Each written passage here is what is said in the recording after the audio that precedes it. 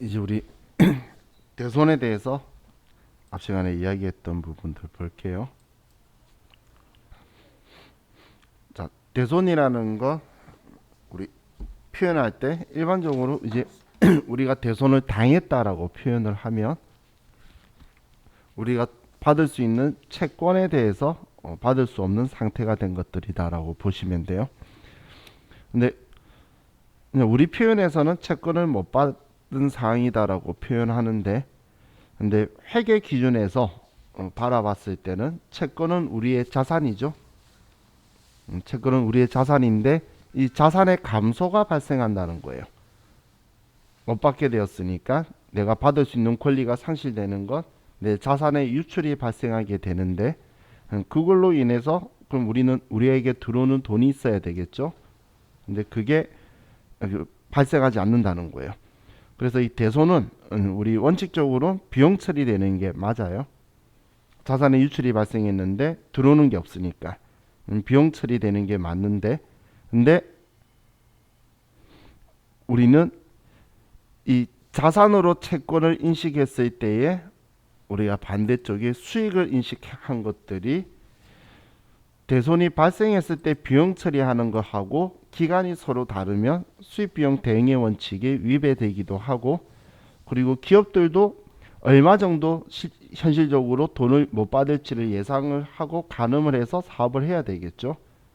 그렇기 때문에 이 대손이라는 건 나쁘게 생각을 하실 수는 없는 거예요. 기업을 하는 사람 입장에서는 누구나 망하고 싶어 하는 사람은 없어요.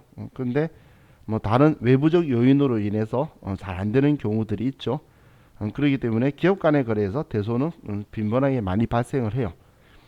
오히려 내가 안 망하기를 최선을 다해야 되지, 딴 사람 망했다고 욕할 수는 없는 거예요. 사실 슬퍼해야 되는 거죠. 근데 하지만 내 입장에서도 못 받아서 힘든 건 사실이에요. 그러면 그걸 미리 예측하고 대비하는 개념도 같이 포함이 되어 있는 거예요. 그렇기 때문에 우리는 이 대손을 당할 걸 대비하고 미리 못 받는 만큼을 비용 처리를 해두기 위해서 대손 충당금이라는 계정 과목을 사용하는 방식을 사용을 할 건데, 그럼 우리 이 대손 충당금을 설정하는 거는 우리 어제 공부를 했었으니까 기말의 채권별로 각각 우리 기말 채권 잔액에 차기에 얼마만큼 대손이 발생할지의 합리적인 대손 추정률을 곱해줄 거예요. 그러면 얼마 대손이 발생할 거라는 대손 추정액이 나오게 되겠죠. 그러면 이 추정액만큼을 딱 우리는 대손 충당금으로 모아둘 거라는 거예요. 그럼 이렇게 대손 충당금을 이제 설정해서 모아둘 건데, 이 모아두려고 하기 이전에 이 대손 충당금이라는 계정 과목은 아직 실제로 못 받은 게 아니라 못 받을 수 있다라고 말하는 채권인 자산의 차감 계정으로 달고 있는 거예요. 그렇기 때문에 성격이 자산이기 때문에 내 장부에 내가 지워주지 않으면 지워지지 않는 방식으로 기록이 되어 있을 거고, 자산을 줄여주는 차감 계정의 성격이기 때문에 차감 계정이라는 거는 자기 자리의 반대쪽에 장부의 원리상 기록이 되어 있어요. 그럼 자산은 자기 자리가 차변이죠. 그런데 그거의 차감 계정이니까 대변의 대손 충당금이 모여 있을 거라는 거예요. 그럼 대변의 대손 충당금이라는 계정 과목이 모여 있는데, 이걸 대손이 발생하게 되면 쓸 거지만 또 발생하지 않으면 안 쓰고 그대로 있겠죠. 그럼 기말되었을 때에 대손 충당금을 다 안 쓰고 남아 있을 거라는 거예요. 그럼 남아 있다면 우리는 대손 충당금을 설정하려고 하는 이 목표액에다가 대손 충당금 남아 있는 잔액을 뺀 나머지를 보충하는 방식으로 우리는 대손 충당금을 설정할 거라고 보시면 돼요.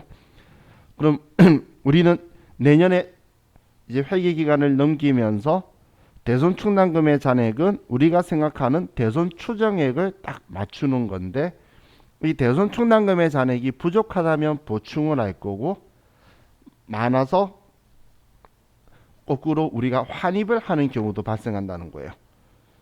그럼 우리 산수 원리를 봤을 때 대손 추정액보다 충당금 잔액이 작으면 결과가 플러스가 나올 거고, 추정액보다 대손 충당금 잔액이 더 많다면 마이너스가 나오겠죠. 그죠? 이 잔액이 지금 내가 100만 원 설정할 건데 120만 원 있다면 20만 원 많다는 거예요. 그럼 마이너스 20이라고 뜰 거라는 거예요. 제가 이 부호를 기준으로 해서 설명한 게 이거였죠. 플러스가 나오면 우리가 더 부족한 만큼 채워 넣어야 되는 보충액이 나오는 거고, 마이너스가 나온다면 대손 충당금 잔액이 더 많기 때문에 거꾸로 환입해야 된다는 거예요. 환입은 도로 돌려 넣는다는 뜻이죠. 그럼 우리가 플러스가 나오게 되면 우리는 차변에는 대손 상각비나 기타의 대손 상각비 비용 처리를 하는데, 매출 채권은 판관비로 처리하고 기타 채권은 영업의 비용인 기타의 대손 상각비로 비용 처리를 하고, 보충하는 금액만큼 대변에는 이 대손 충당금을 각 채권별 설정하는 짝지한테 모아두는 거예요. 지금 이야기하고 있는 이 작업들은 전부 다 외상 매출금 따로, 받으럼 따로, 단기 대여금 따로, 미수금 따로, 장기 대여금 따로 각각 다 따로 할 거예요. 계정 과목별로 각각 하는 거예요. 그럼 이 짝지는 사용을 하더라도 그 채권에 대한 대손에서만 쓸 수 있는 거예요. 그 채권을 못 받을 거라고 줄여둔 거기 때문에. 자, 그럼 보충한다면 이렇게 처리가 될 건데, 마이너스가 나와서 환입을 해야 된다면 대손 충당금은 자산의 차감 계정으로 대변에 있는 거라서 더 합쳐주려고 채워 넣으려고 대변에 썼던 걸 지금 많다면 줄여주기 위해서 차변에 대손 충당금이라고 쓰는 거고, 그럼 이 대손 충당금을 줄여주면서 반대쪽에는 대손 충당금 환입이라는 계정 과목을 쓸 거라는 거예요. 그럼 이 대손 충당금 환입이라는 계정 과목 명칭은 매출 채권이든 기타 채권이든 글자는 계정 과목 글자는 똑같은데, 그런데 우리는 매출 채권에 대해서는 설정할 때 판관비로 처리했기 때문에, 비용 처리했기 때문에 이 비용 판관비를 줄여주는 차감 성격의 대손 충당금 환입을 할 거고, 기타 채권의 경우에는 영업외 비용 처리한 거를 다시 돌아왔을 때 영업외 수익 성격인 대손 충당금 환입을 선택해야 된다는 거예요. 그럼 얘 둘이는 실기를 할 때 입장에서는 800번대 900번대로 구분을 하면 되고, 그리고 이론적 근거로 이론 시험에 나왔을 때는 기타 채권은 영업외 수익이지만 매출 채권은 판관비에서 차감하는 성격의 계정 과목이다, 이렇게 생각하시면 돼요. 자, 우린 여기만이 아니고 또 다른 곳에서도 보게 될 건데, 수익 처리해야 되는데 수익 처리하기가 적절하지 않을 때는 비용을 줄이는 방식을 써요. 왜냐하면 결과는 똑같기 때문에. 우리는 결론적으로 외부 이해관계자가 제일 중요하게 나오는 것 중에 하나가 마지막 결론은 이익이잖아. 그렇기 때문에 얼마 벌었니가 제일 중요하죠. 손익계산서가 수익과 비용으로 이익을 산출해서 보여주는 거지 수익이 얼마다라고만 알려줄 의미는 없는 거예요. 근데 어디까지의 이익이냐의 구분을 분류를 나누고 있는 건데, 근데 우리가 특히 영업비용을 취소하는 거는 적절하지가 않아요. 그러니까 영업비용을 영업수익으로 처리하는 건 적절할 수가 없기 때문에 판관비나 아니면 제조경비나 이런 영업비용 처리한 게 돌아왔을 때는 이렇게 그 비용을 차감하는 방식을 쓴다라고 보시면 돼요. 근데 영업 외적인 거는 중요 안 하기 때문에 엄청 편리하게 쓸 수가 있죠. 자, 그럼 우리가 설정할 때는 이렇게 하는데, 자, 사용을 할 때는 우리가 대손이 발생하게 되면 무조건 대손이 발생한 채권의 대손 충당금 잔액이 얼마 있는지를 확인하는 거예요. 이건 문제에서 알려줄 때도 있고 안 알려줘도 알아서 장부를 줘야 하는 거예요. 어떤 문제는 대손 충당금 잔액이 지금 이 경우에 100만 원이 있다라고 말해주는 게 있고, 어떤 문제는 친절하게 대손충당금 잔액은 장부를 조회하여 이용한다라고 적어주는 친절한 문제도 있고, 불친절한 문제는 아무 말도 없이 그냥 대손 당했다고만 말할 거예요. 그럼 어떻든 간에 우리는 조회를 해야 되겠죠. 알려주는 건 당연히 그 문제 지문이 제일 정확한 거고, 안 알려주면 이제 데이터에서 장부를 조회할 거예요. 그럼 조회했을 때에 내가 대손이 발생한 금액보다 대손 충당금의 잔액이 더 많으면 전액 대손 충당금을, 대변에 모아뒀던 대손 충당금을 차변에 끌었을 거고, 만약에 부족하다면, 있긴 있는데 부족하다면 일단 대손 충당금 있는 금액만큼을 끌어쓰고 나머지는 대손 상각비 또는 기타의 대손 상각비로 처리할 거고. 어떤 경우에 기타의 대손 상각비라고 이야기하는지 이해가시나요? 지금 이런 이야기예요. 자, 예를 들어서 과거에 우리가 돈을 빌려줬어요. 오늘 할 계정 과목이니까 미리 구경해보면 1년간 돈을 빌려줬어요. 대변에 돈을 현금으로 예를 들어서 100만 원을 빌려줬어요. 그럼 1년이면 우리는 내년에 무조건 만기죠. 그래서 단기 대여금이다라고 이렇게 회계 처리를 해뒀어요. 그런데 얘가 A 회사 대손이 발생을 한 거예요. 그리고 단기 대여금의 대손 충당금 잔액이 70만 원 있다고 볼게요. 그러면 우리는 못 받게 된 돈 빌려줬다라고 하는 얘를 이제 못 받게 되었으니까 치우기 위해서 단기 대여금이 되게 되고, 그럼 100만 원을 지우는데 단기 대여금의 대손 충당금이 70만 원밖에 없죠. 그러면 대손 충당금은 단기 대여금의 짝지로 해서 70만 원만 끌어 쓰는 거고, 그럼 나머지 30만 원은 지금 얘가 매출 채권이 아니죠. 외상 매출금이나 받으러움이면 대손 상각비라고 하는데 얘는 기타 채권이기 때문에 이때는 기타의 대손 상각비를 쓴다는 이야기예요. 이때는 외상 매출금 받으러움일 때만 대손 상각비라는 계정 과목을 쓸 수 있는 거예요. 그래서 제가 방금 이야기할 때 대손 상각비라고 쓴 거는 얘가 외상 매출금이니까 대손 상각비라고 쓴 거고, 외상 매출금이나 받으러움이 아닌 미수금이나 다른 계정 과목이면 걔 짝지에 기타의 대손 상각비라고 썼을 거다, 그 이야기예요. 그래서 실제적으로 이걸 생각을 많이 못하는 것 때문에 얘가 한때 유행처럼 많이 나왔어요. 대손 상각비라고 많이 쓰시더라고요. 그래서 외상 매출금 받으러움일 때만 대손 상각비 쓰는 거예요, 판관비로.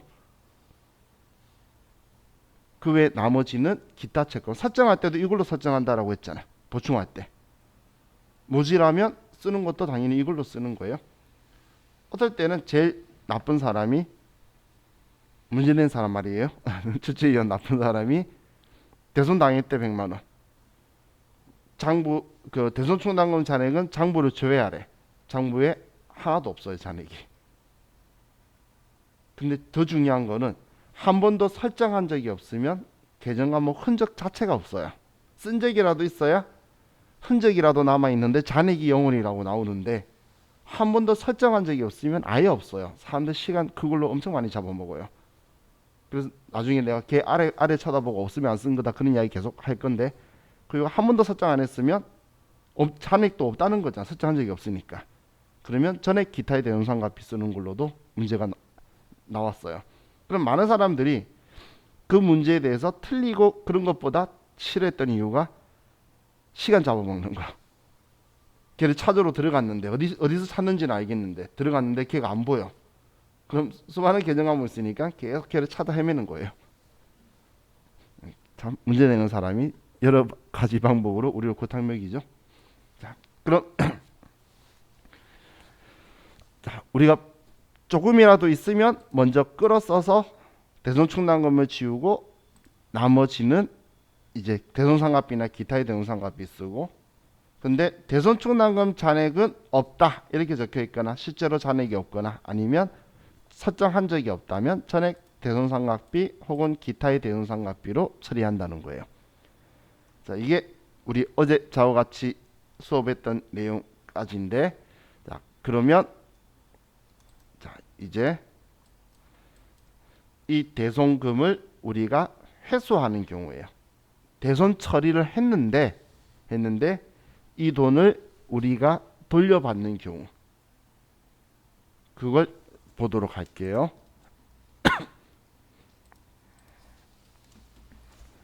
자, 이부터는 대손금 회수에 대해서 보는 건데, 자, X1년도 예를 들어서 5월 1일 날 매출을 해요. 5월 1일 날 우리가 매출을 해서 대변의 제품 매출 100만원, 차변의 외상 매출금 100만원 이렇게 처리를 했어요. 그런데 X1년도 7월 1일 날 대손이 발생을 한 거예요.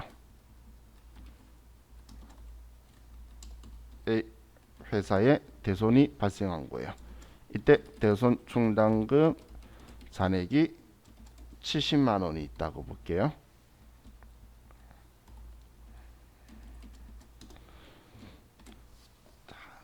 그렇다면 우리는 일단 못 받게 된 외상 매출금 지워야 되겠죠. 그래서 대변에 외상 매출금 100만 원을 지우고, 차변에는 대손 충당금 외상 매출금에 짝지 70만 원을 끌어쓰고, 30만 원은 우리는 외상 매출금 매출 채권이니까 대손 상각비라고 이렇게 처리할 거예요.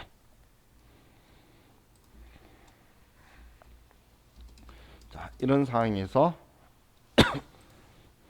자, 우리 회사가 첫 번째 X1년도 10월 1일 날 대손금 100만 원을 현금 회수한 거예요. 10월 1일 날 지금 이 대손 발생했던 거를 지금 10월 1일 날 회수한 거예요. 자, 그렇다면 지금 이 시점에 가장 중요한 회계상 사건 거래는 뭘까요?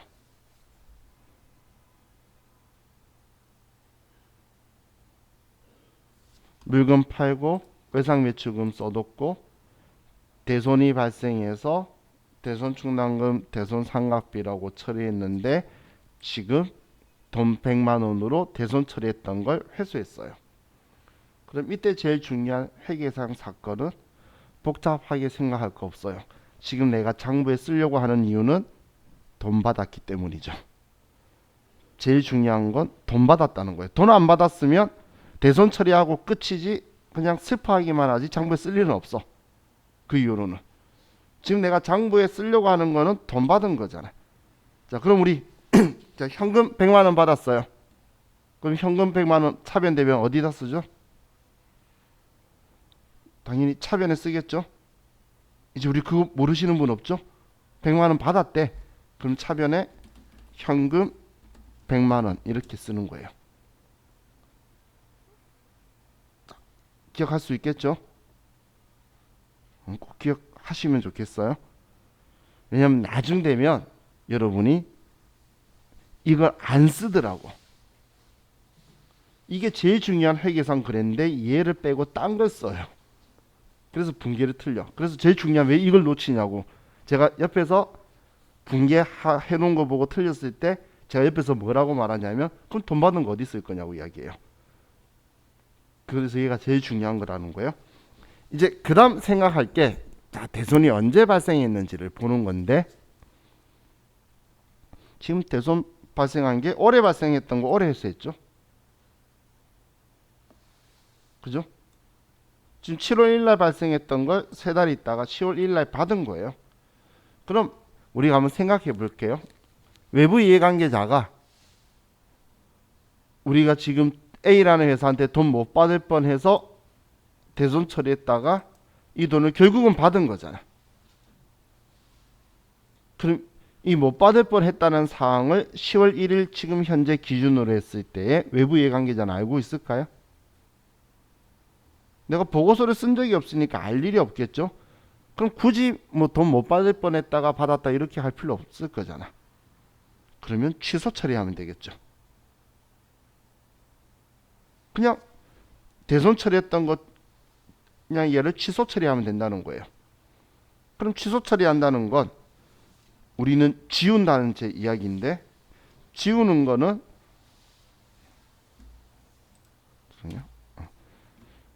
우리 지우는 방법은 이걸 반대쪽에 보내주면 지워지겠죠. 그죠? 그럼 결론적으로 외상매출금 현금 받은 기록만 남을 거잖아. 그럼 얘를 지우기 때문에 어떻게 회계 처리했는지 봐서 그대로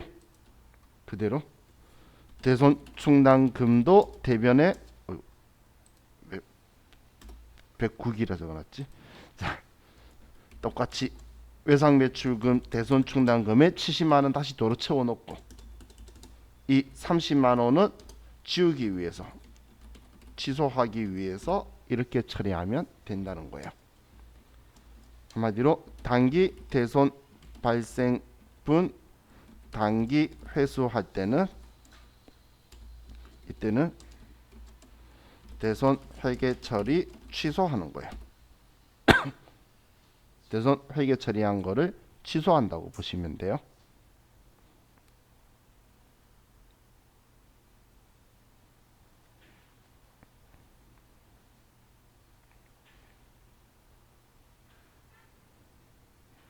그대로 대손 처리했을 때 모습을 그대로, 만약에 전부 다 대손 충당금이었으면 그대로 대손 충당금, 전부 다 대손 상각비였으면 전부 다 대손 상각비, 이렇게 그대로 전액을 취소해 주는 거예요. 자, 그럼 두 번째, 자, X1년도 7월 1일 날 이렇게 대손 처리했는데 우리 회사가 X2년도 예를 들어서 5월 1일 날 대손금 100만 원을 현금 회수한 거예요.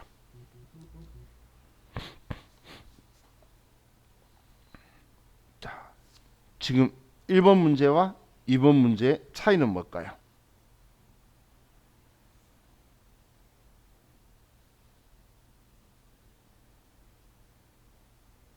이 둘의 제일 중요한 차이는 올해 발생한 걸 회수했냐 전년도에 발생한 걸 회수했냐가 큰 차이인 거예요. 어떤 개념인지 이해가시죠? 자, 그럼 이제 어떻게는 돈 받았어요. 장부에 써야지. 제일 중요한 회계상 거래는 뭐죠? 100만 원 받은 거. 그죠? 그러면 자, 우리는 차변에 현금으로 100만 원을 받았어요. 그럼 100만 원 썼는데 이제 대변에 뭐라고 쓸 거냐라는 건데,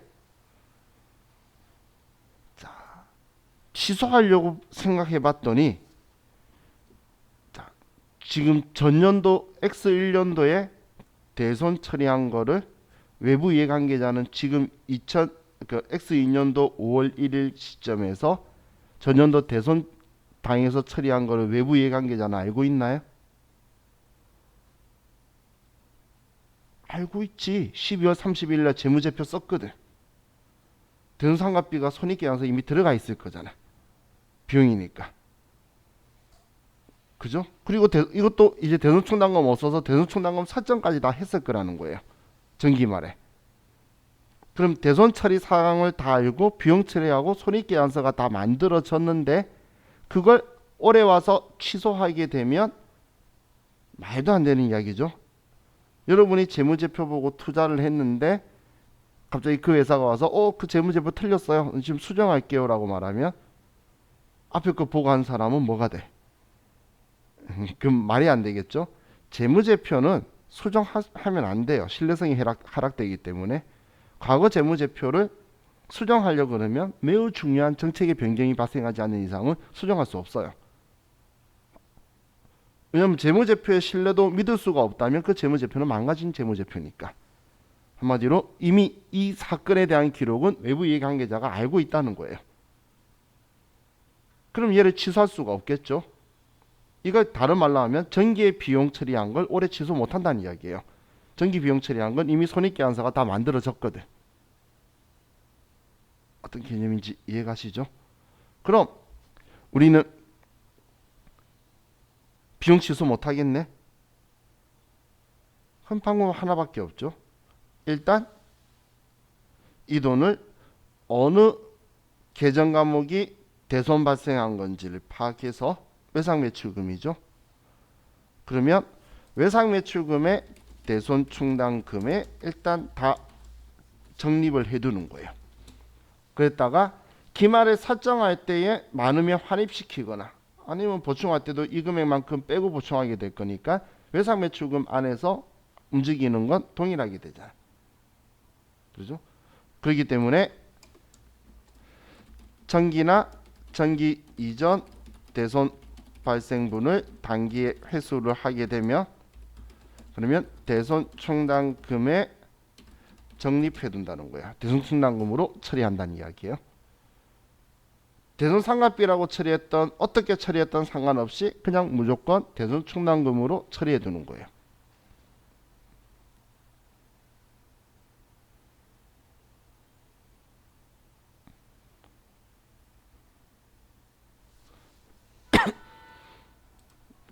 그럼 자 보면 시험에 정기 대손 처리하였던 외상 매출금 100만 원을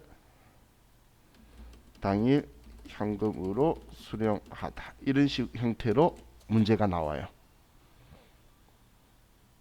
현금으로 전액 수령했다고.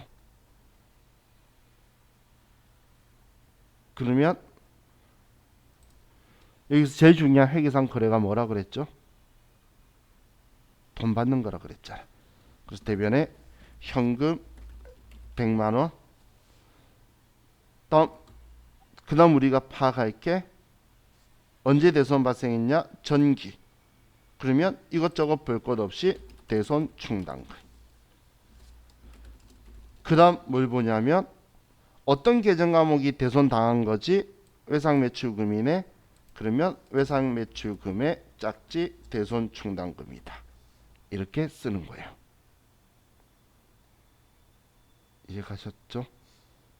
이렇게 해야 되는데 실수하시는 분들이 어떻게 실수하냐면 전기에 대손 발생한 거네. 대손 충당금. 이건 참 기억 잘하시더라고 생각보다. 그리고 그 다음 딱 문제를 보니까 외상매출금이네. 차변에 외상매출금. 마음이 엄청 아파요. 진짜 이렇게 붕괴하시는 분이 엄청 많아요. 그래서 제가 이러면 안 된다고 돈 받는 게 제일 중요하다. 이렇게 붕괴하신 분 옆에 가서 제가 하는 이야기가 그거예요. 돈 받는 거 어디 있을 거냐고. 그죠? 이 외상매출금이 다 받을 의미다 이렇게 나오는데 종종 걔를 알려주는 이유는 얘 짝지 알려주려고 하는 거예요. 짝지. 알려줘야지 짝지는 선택하니까 꼭 알려줄 수밖에 없거든. 그럼 꼭 계정 과목이 들어와 있어요. 근데 우리는 이 계정 과목을 보면 얘를 써야 될 것 같은 느낌이 들어요. 그죠? 그러다가 막상 우리가 기본적으로 알 수 있는 돈 주고받은 걸 놓치면 안 된다는 거예요. 그래서 제일 중요한 게 돈 주고받는 예지. 이런 식으로 하면 안 된다 그 이야기예요. 이해가셨죠? 자, 이게 우리 대손금 회수한 거예요. 자, 이 대손 발생한 거하고 회수하는 거하고 이거는 좀 여러분들이 기억을 좀 잘해 주시면 좋겠어요. 왜냐면 나중에 여기에 부가가치 엎어서 회계 처리가 또 들어올 거예요. 똑같은 여기에. 그렇기 때문에 자, 이 대손 발생했을 때 거 어제 했던 거하고 오늘 회수하는 거하고 두 개 같이 여러분들이 좀 복습하시면서 숙지해 주시면 좋을 것 같아요. 자, 지금 우리 책에는 대손금 회수라고 적혀 있어서 회수했을 때에 대손 충당금을 대변에 쓴다라고 성의 없게 적었는데 이건 전기나 전기 이전인데 난 이 저자가 왜 이렇게 썼는지 알아요. FAT 1급과 전산 회계 1급은 시험에서 지금까지 100% 전기나 전기 이전에 발생한 것만 회수했어요. 근데 전산 세무 2급, 전산 세무 2급, TAT 2급은 올해 것도 회수하고 올해 대손 발생한 것도 회수하고 올해 이전 것도 회수할 거예요. 근데 제가 시험할 때 전산 세무 2급하고 TAT 2급하고 했을 때 TAT 2급이 오히려 합격률이 좀 더 낮다라고 말씀드렸죠. 그 이유가 뭐냐면 전산 세무 2급은 페이퍼 스타일 시험이에요. 그래서 올해 발생한 거 올해 회수하면 올해 발생했을 때 이렇게 분개했다고 분개를 문제에 알려줘요. 그런데 TAT 2급은 문제에서 이걸 안 알려주고 이날 대손 처리했던 거라고만 알려주고 이날 회수한 것만 말해줘요. 그러면 이날 대손 처리했던 걸 확인하러 전표 확인하러 가야 돼요. 근데 그 확인 안 하고 대손 충당금 처리했다가 전부 다 오답 처리가 되는 경우가 꽤 많아요.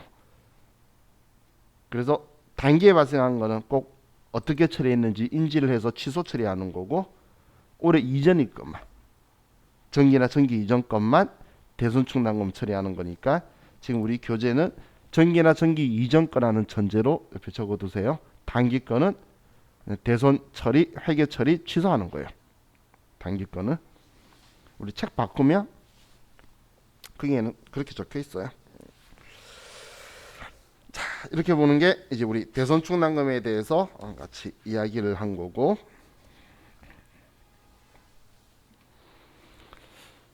자 이제 나머지 기타 당좌자산 계정 과목을 볼게요. 자, 단기 대여금 이거 본 적 있나요? 이 계정 과목? 우리 상현 씨 본 적 있나요? 기억나나요? 기억이 안 나? 우리 오래 안 됐어요. 이때 썼죠 내가. 오늘 하면서 내가 이 단기 대여금은 우리가 돈을 빌려주는 건데 제가 이런 표현했던 거 기억나시죠? 빌려주면 대여금, 받으면 차입금. 빌려주면 대여금, 빌려오면 차입금. 근데 우리 항상 표현하는 거는 당연히 자기 기준이에요. 여러분들 사무실 월세를 내요. 임대료 내는 건가요? 임차료 내는 건가요?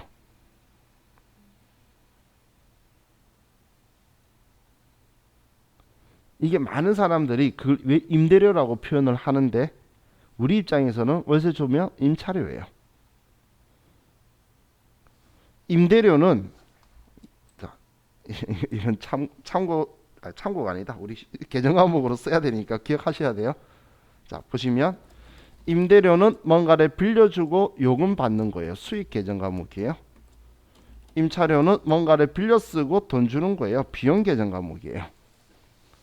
그런데 왜 많은 사람들이 임대료라고 표현을 하냐면 여러분들이 예를 들어 사무실에서 월세를 주죠. 근데 월세 주기 전에 줄 때도 있고 줬을 때 줄 때도 있는데 세무계약서를 발행을 건물주가 해줘요. 임대인이. 그럼 임대인이 발행할 때는 자기 기준으로 쓰는 거예요. 그래서 임대료라고 적혀 있는 거예요. 나는 주는 증빙을 받는 거거든. 그럼 집주인 입장에서는 임대료 받은 거다라고 쓰는 게 맞죠. 나는 그 증빙을 받은 거지. 나는 임차료예요. 지금은 별로 잘 못 본 지 오래된 것 같아요. 옛날에 어릴 때 비디오 테이프 보시는 분들 비디오 대여점이라고 적혀 있죠. 그럼 비디오를 빌린 나는 비디오를 임차한 거예요. 그런데 비디오 대여해왔다고 표현하죠. 근데 비디오 가게 사장님 입장에서는 대여하는 거 빌려주는 곳이니까 대여점이라고 적혀 있는 거예요. 근데 우리는 적혀 있는 글자대로 우리가 많이 말을 하는 거지만 우리 이제 계정 과목으로 선택해야 되기 때문에 차자는 빌리는 사람 입장, 대자는 빌려주는 사람의 입장으로 정확하게 구분을 해서 보셔야 돼요. 그죠? 항상 그 증빙을 한 사람이 똑같은 걸 두 개를 써서 나눠 가지는 형식을 쓰기 때문에 빌려주는 사람 기준으로 많이 써요. 그 사람이 돈을 받거든. 받는 사람이 영수했다는 입장으로 영수증으로 쓸 때 뭔가 빌려주고 요금 받았어요. 임대료라고 쓰지 자기가 임차료 받았어요라고 말 안 할 거잖아요. 그러다 보니까 그 증빙이 임대라는 글자가 더 많이 우리가 쓰고 있는 거예요. 증빙으로는 그렇게 쓸 수밖에 없겠죠. 자, 그럼 우리 단기 차입금이라는 계정 과목은 뭐 그렇게 어렵지가 않죠. 돈 빌려줬는데 1년 이내 만기면 우리는 단기 대여금이라고 쓰는 거예요. 이거 모르시는 분 없어요? 만약에 나왔는데 틀렸다 그럼 이런 경우밖에 없어요. 거래처 안 써서.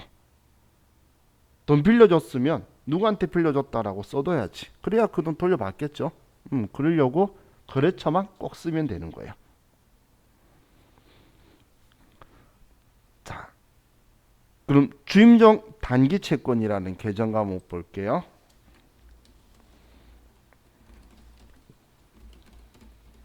자, 주임종 단기 채권이라는 건, 자, 우리 법인 구성원은 주주와 임원과 종업원으로 구성되어 있어요. 우리가 일상생활에서 종업원이라는 표현 쓰면은 조금 느낌이 어감이 안 좋게 느껴질 수 있겠지만 회계에서는 주주나 임원 아니면 다 종업원이에요. 쉽게 말할게요. 주식 가지고 있거나 이사급 아니면 전부 다 종업원이에요. 회계에서는. 그럼 지금 위에 주임종 단기 채권은 이거예요. 주주나 임원이나 종업원한테 짧은 기간에 돈 빌려줘서 돈 받으시는 권리가 있대. 뭘 이야기하는 걸까요? 가불금 이야기하는 거예요. 갑을 해줄 때 회사 입장에서는 갑을 해줄 때 직원한테 돈 빌려주고 월급 지급할 때 그 돈 빼고 줄 거잖아. 그때 돈 갚은 걸로 할 거예요. 그럼 기간은 길어봐야 연봉이지. 그죠? 저한테 10년치 연봉 한 방에 줄게. 그러면 연봉 조금 작아도 거기 가서 일할 생각은 있어요. 그 수익을 10년 동안 더 많이 낼 자신이 있으니까. 근데 일반적으로 절대 그럴 일이 없겠죠. 한마디로 월급 아니면 연봉이니까 1년 안에 일하니까 단기 채권이에요.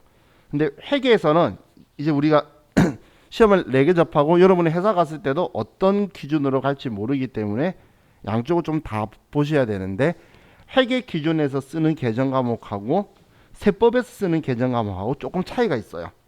회계 기준은 계정 과목의 의미를 좀 중요시 따져요. 근데 세법은 크게 중요하지 않아요. 세법은 결국은 그래서 너 돈 벌었다고 그렇게 가는 게 결과거든. 안 벌었으면 세금 안 낼 거고 벌었으면 세금 낼 거거든. 그죠?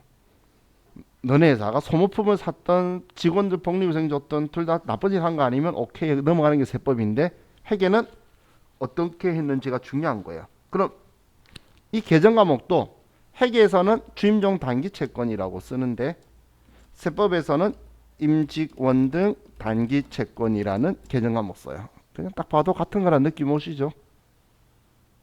주주, 임원, 종업원 쓴 거나 임직원 등이라고 쓴 거나 난 왜 그런지 모르겠어. 간단한 예로 같은 건데 둘이 다르게 쓰는 용어에서 간단한 예로 그 여러분들 쓴 적이 있는데 아마 유의 깊게 안 보셨을 건데 법인세 있죠? 법인세를 회계에서는 법인세 등이라고 쓰고 세법은 법인세 비용이라는 계정 과목 써요. 지금 제가 오른쪽 쓴 건 다 둘 다 계정 과목이에요.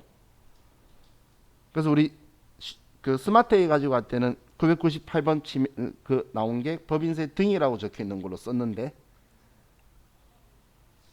엊그제 저와 같이 K랩 쓸 때는 선입견 쓸 때에 998번이 법인세 비용이었어요. 둘 다 똑같은 건데 똑같은 거예요. 의미 전혀 차이 없는 거예요. 똑같은 건데 얘네들이 그냥 표현하는 글자를 다르게 쓰고 있어요. 근데 서로가 고집 때문인지 잘 안 바꾸다가 조금씩 바꾸는 게 있어요.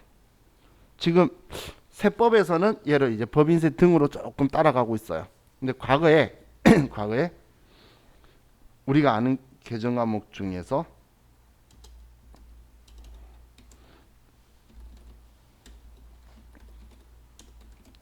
우리 수수료 비용 기억나시죠? 회계는 이걸 지급수수료라고 불렀어요. 아마 이걸로 알고 계신 분 있을 거예요. 과거에 일하셨거나 해서 보셨을 때 장부에 이렇게 썼어요. 오랫동안 썼는데 세법은 수수료 비용이라고 했어요.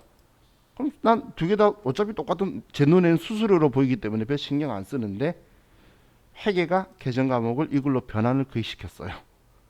그래서 이제 회계 기준에서 우리 스마트 A도 수수료 비용이라고 나와요. 이 둘이가 서로가 한쪽으로 조금씩 넘어가는 것들이 있는데 지급 수수료에서 수수료 비용으로 넘어가더라고. 근데 아직 옛날 프로그램 뭐 세무 명의 쓰거나 그런 프로그램 쓰는 회사 가면 지급 수수료라고 나올 거예요.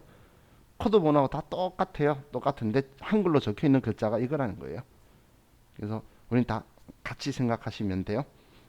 자, 그럼 우리 주임종 단기채권, 임직원 등 단기채권 뭐 다 같은 건데, 자, 이거 회계 처리하는 거 간단하게 보면, 자, 우리 직원의 먼저 가불금 지급할 때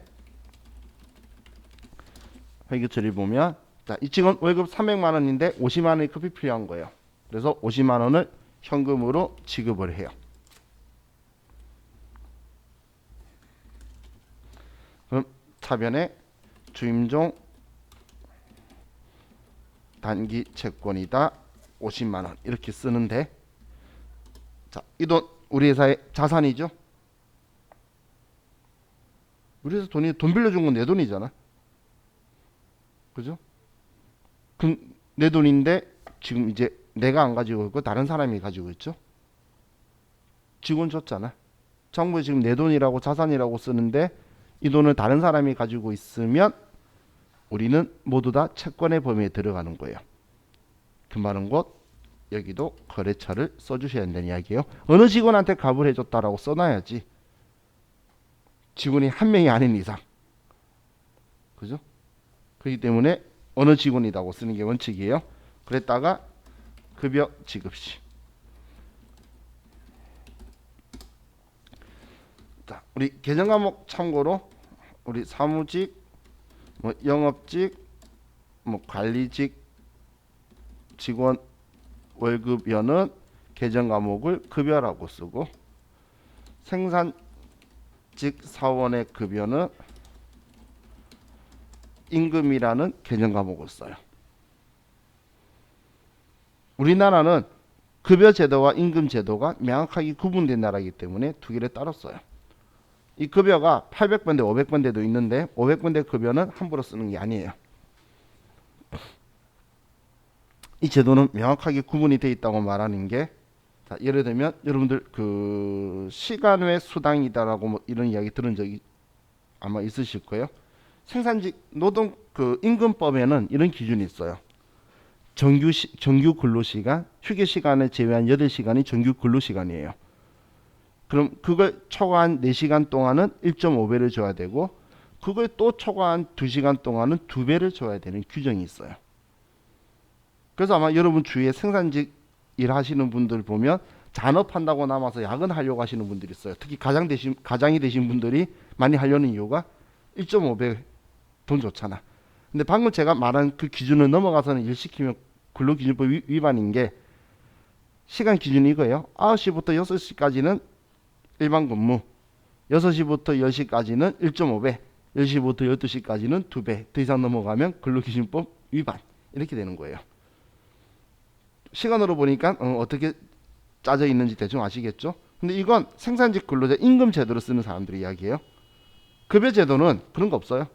초과 근무한다고 돈 더 준다? 없어요. 초과 근무 하지 말라는 거야. 근무 시간 안에 다 해내고, 못했으면 해야 되지. 근무 시간 안에 못하면 그냥 그 다음 연도에는 우리 안 보면 되는 거예요. 회사하고 나하고. 그죠? 그게 급여제예요. 그래서 그 계약할 수 있는 조건이, 급여는 연봉하고 월급여만 되고, 생산직은 연봉이라는 게 없어요. 생산직은 우리 법적으로 정해진 거예요. 그거 노동법에 월급여하고 시급으로 계산하도록 그 계약서를 쓰도록 돼 있어요. 생산직은 연봉이 없어요. 그리고 사무직은 시급이 없어요. 그래서 여러분 주위에 그 초과수당 주는 회사들 보면 외국 계열이 많아요. 근데 외국 계열들이 그 사무직인데 초과수당 주는 이유가, 서유럽은 급여 제도가 발달을 못했어요. 영국 같은 경우는 노동당이 엄청 오랫동안 집권한 국가죠. 우리나라 전체 빨갱이 노동당이 아니고 정말 노동자만이 산업혁명 일으킨 노동자들의 정신으로 가는 그런 노동당들이 오랫동안 집권했기 때문에 급여 제도가 활성화 못해서 시간에 정규 시간 넘어가면 1.5배를 줘야 된다는 기준이 있어요. 그 대신 걔네들은 ERP를 써서 그 출근 카드 찍죠. 카드에 기록된 걸로 전산에서 자동으로 다 나오는 시간에 알아서 8시간 넘어가면 1.5배 계산되도록 되어 있어요. 그런 회사들인 거고, 대한민국은 급여 제도와 임금 제도가 명확한 나라예요. 그래서 이 두 개를 따로 나누는 거예요. 그럼 그 500번대에 공장이 있어서 급여 줬다라고 하는 500번대 급여가 있는데, 그건 어떨 때 쓰냐면 공장이 있어서 월급을 준 건데 임금 적용 못 받으시는 분들이 있어요. 공장 수위 아저씨, 공장 청소 아주머니. 그런 분들은 임금 제도가 아니에요. 그래서 그분들은 이 500번대 급여 쓰는 거라서 그냥 우리는 그분들 월급 주는 거에 대한 문제는 안 나올 거니까 그냥 사무직이나 이런 생산직 아니면 급여, 생산직이면 임금. 그럼 그냥 사무직 직원이 월급이 300이라고 볼게요. 자, 그럼 이제 월급을 주는 건데, 제가 그냥 밑도 끝도 없이 질문할게요. 급여라는 개정 과목을 쓸 건데 차변에 써야 될까요? 대변에 써야 될까요? 저 밑도 끝도 없이 질문하는 거라 그랬어요.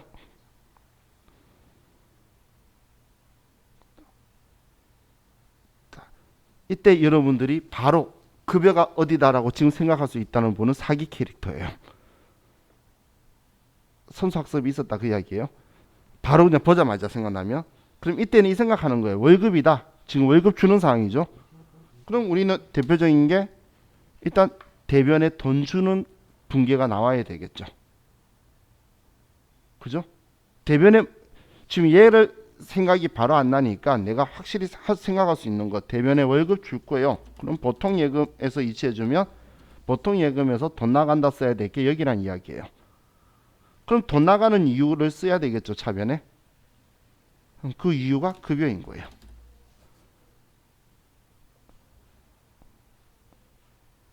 그래서 얘를 가지고 바로 먼저 쓰려고 덤벼들지 말라는 이야기예요. 항상 상황을 파악하는 거야. 그럼 우리가 확실히 알 수 있는 게 있는데, 우리가 확실히 알 수 있는 거 방금 제가 말했던 거 월급 주네. 그럼 돈 줘야지 대변에. 이거 생각할 수 있겠죠. 왜냐면 시험 문제도 보통 예금에서 직원들 월급 보통 예금에서 이체했다, 당장 예금에서 이체했다, 현금 지급했다 적혀 있거든. 그럼 대변에 돈 나갔으면 차변에 돈 나간 이유가 월급이다, 급여다, 임금이다 쓰는 거잖아요. 그죠? 그럼 또 다르게 접근해 볼게요. 급여는 회사 입장에서 월급 줬어요. 월급 줬다고 해서 회사의 재산적 가치가 있는 게 들어오나요? 그치죠? 그 말은 곧 급여는 회사 입장에서는 비용이라는 거죠. 그래서 비용 발생이 월급 준 건 비용 발생한 거라서 차변에 급여라고 쓰는 거예요. 비용의 자리가 차변이거든. 대변에 돈 나가고 들어오는 거 없는 게 비용이라 그랬잖아, 차변에. 그죠? 자, 그럼 이 월급 분계하는 건 나중에 더 재미없게 볼 거니까 이건 쉽게 생각할게요. 월급은 무조건 전액 쓰는 거예요. 금액을 전액 다. 300만 원이다. 그러면 여기 금액은 절대 분할시킬 일이 없어요. 오늘 다 주든 못 주든 쪼개주든 어떻게 하든 월급 300이면 무조건 300 다 쓰는 거예요. 왜냐면 장부에 이렇게 쓰는 거야. 얘 월급 300인데 세금 대변에 돈 줄 때 세금 얼마 떼고 가보란 거 얼마 떼고 실제 얼마 줬다 쓰는 거지. 차변에는 얘 월급이 전체 얼만데라고 전액을 무조건 쓰는 거예요. 얘 월급이 얼만데 지금 돈 줄 때 가불했던 거 50만 원 빼고 준다라고 써야 되겠죠, 대변에. 그럼 250만 원만 줄 거고, 차이 나는 이 50만 원은 가불금인데 가불금이라고 생각하고 써도 되고, 우리는 돈 빌려줬던 거 갚았으니까 지운다고 생각하면서 써도 되고. 그죠? 이렇게 되는 게 우리 주임종 단기 채권을 쓰는 방식이에요. 원리는 단순하죠. 자, 우리 이번 시간 여기까지 하고 쉬었다가 또 하도록 할게요. 쉬었답시다.